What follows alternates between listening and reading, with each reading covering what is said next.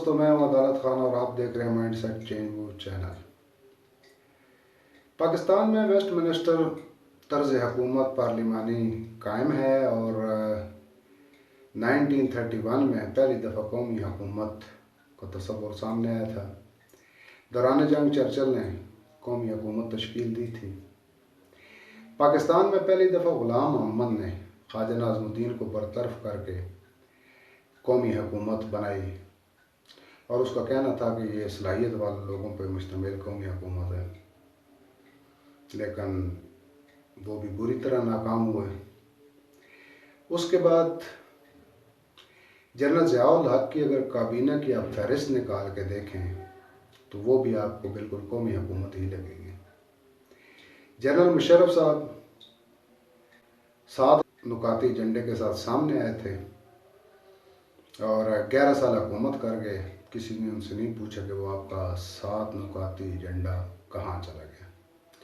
آج کل پھر قومی حکومت کی بات گشت سنائی دے رہی ہے اور 2008 کے بعد خالص کر یہ بات کی گئی کہ بنگلہ دیش طرز کا طویل المدتی قومی حکومت کا قیام، کبھی صدارتی نظام کی بات گشت، اور آج کل پھر یہ بات کی جا رہی ہے کہ ایک 4 نکاتی ایجنڈے پہ قومی حکومت بنائی جائے۔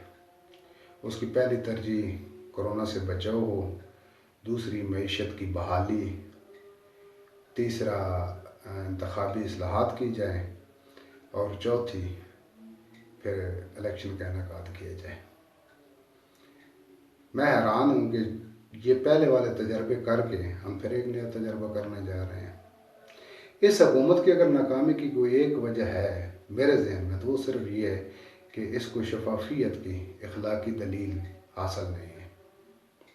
باقی جتنی بھی حکومتیں آتی ہیں وہ اپنے حساب سے کام کرتی ہیں اور ان کو مدت پوری کرنی چاہیے تاکہ جیسے جو پرفارمنس کر سکتے ہیں پبلک کے سامنے آ جائے۔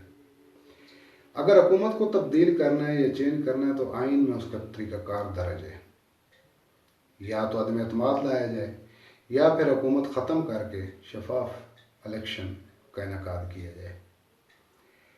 ہم یہ جو بار بار تجربے کرتے ہیں یہ نظام کے لیے نقصان دہ ہے، یہ نظام کے لیے کوئی فائدہ مند چیز نہیں ہے اور ہمیں سوچنا چاہیے کہ ہم اس طرح کے فضول تجربات سے کیوں بار بار گزرنا چاہتے ہیں۔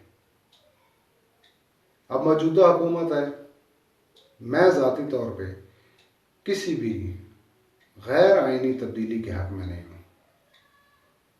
غیر آئینی تبدیلی نظام کے لیے غلط ہے۔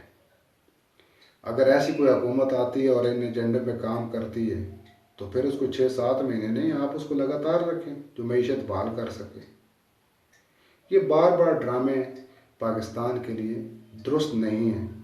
میں تو کہتا ہوں کہ شفاف آئین کا جو راستہ ہے وہ یہ ہے کہ انتخابات کرائے جائیں اور ان کو شفاف کرایا جائے، بس یہی واحد راستہ ہے۔ اور آج کل جو قومی پارٹیوں کی پوزیشن ہے مجھے نہیں لگتا کہ کسی بھی ایک پارٹی کو واضح اکثریت حاصل ہو تو یہ خود بخود قومی حکومت ہی بن جائے گی۔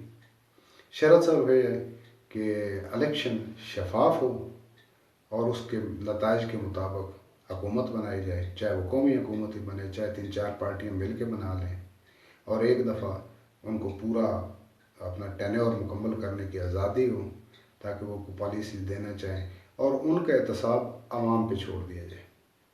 عوام خود احتساب کرے کہ انہوں نے پرفارمنس ٹھیک دی ہے یا نہیں دی ہے۔ یہ قومی تجربات سے ملک کو بار بار نہیں گزارنا چاہیے اور میری تو خواہش یہ ہے کہ بار بار قومی حکومت بنانے کے بجائے ایک دفعہ قوم کو حکومت بنانے کا موقع دیا جائے اور انشاءاللہ تعالی یہ نظام بہتر طریقے سے چل سکے گا۔